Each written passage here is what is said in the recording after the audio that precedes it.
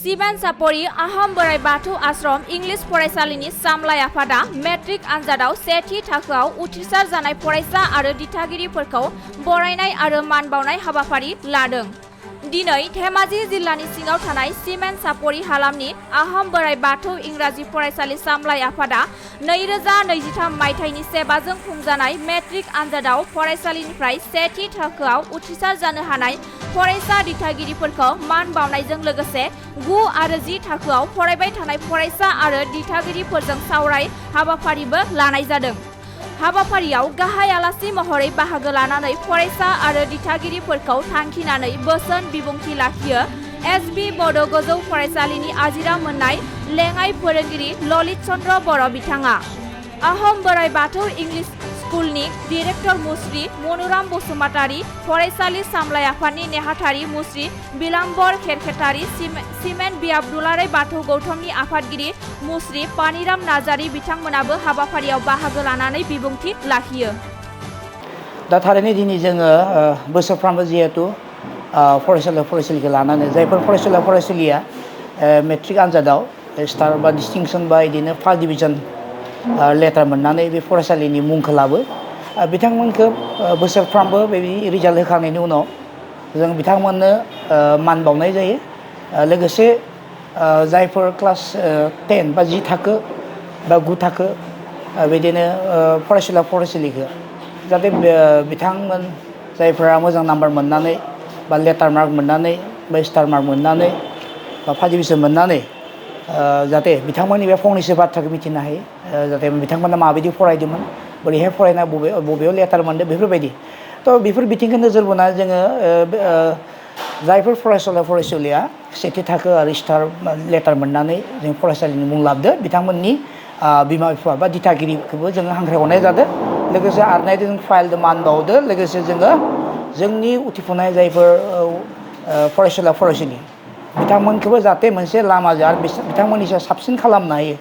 बेखौ जोङो बे मेलनि गेजेरजों जों जिहेतु जोंनि गभार्निं बडि स्कुल मेनेजिं कमिटिनि बिथां मेम्बार्सफोर लोगोसे जोंनि दिथागिरि जोंनि गार्जेनफोर बिथांमोननिफ्राय जों माखासे बोसोन गोसा बिबुंथि लानाय लोगोसे जाहाथे इयुनाव जों बोरै साबसिन खालामनो हागोन बेखौ जोङो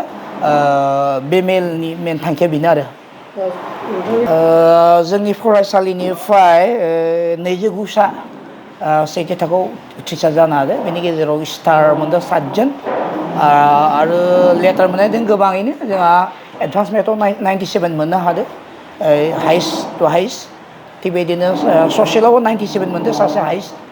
जोंनि फरायसालि मादाव बेबायदि इंराजियावबो 97 मोनदों माबायाव लेटार मार्क बेबायदिनो गुबुन गुबुन साबजेक्टफोरावबो लेटार दङ 88 89 90 92 बेफोरबायदि आरो गासै लेटारखौ जों सानोबा मथा मथि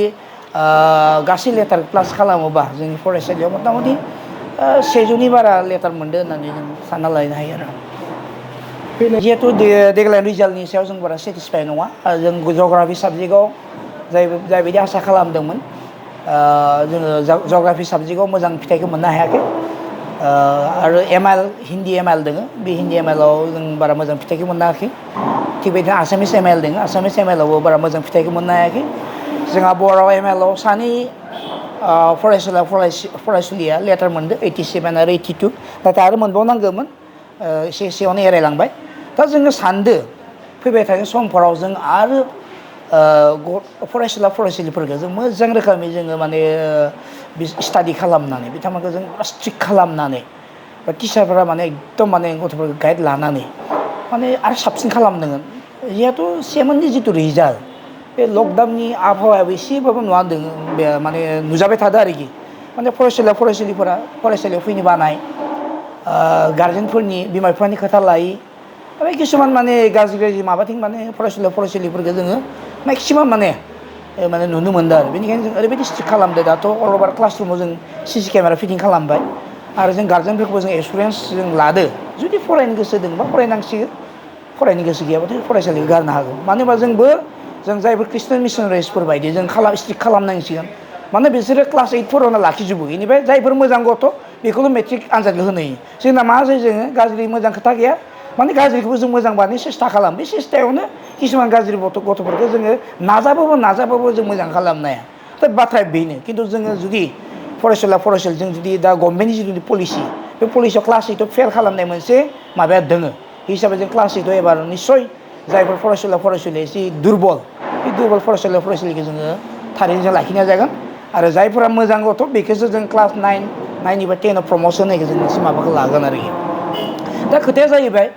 नैबे फरायसालिनिफ्राय जिहेतु जायफोर फरायसुला फराय डिस्टिं स्टार सिगां मोनलांखाबाय बिथांमोना दाबो आसाम मेडिकेल कलेजाव डक्टर फरायनो दोङो सिलचराव डक्टर फरायनो दोङो जों जरहाटआव दोङो जोंनि फरायसुला फरायसुलिफोरा इन्जिनियार फरायगासिनो बेनो लखिमपुरावबो दोङो